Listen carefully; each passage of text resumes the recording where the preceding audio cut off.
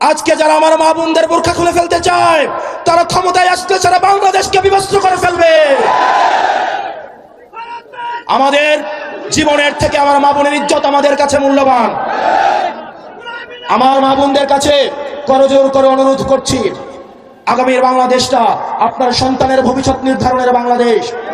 আজকে যদি আপনারা ভয় পেয়ে থেমে যান, আগামী বাংলাদেশে আপনার সন্তানের চাকরির জন্য আবার লেজুর বৃত্তি শুরু হবে, আবার ঘুষের রাজত্ব শুরু হবে, আবার চাঁদাবাজি শুরু হবে।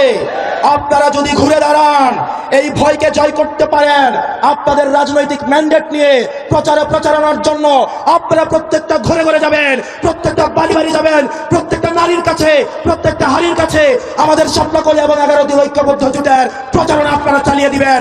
যদি কেউ বাধা দিতে আসে, আমরা ভাইয়েরা আপনাদের জন্য বুক পেতে দিব, আমরা জীবন দিয়ে দিব, কিন্তু মা বোনের ইজ্জত আমরা কখনোই হারিয়ে দিব না।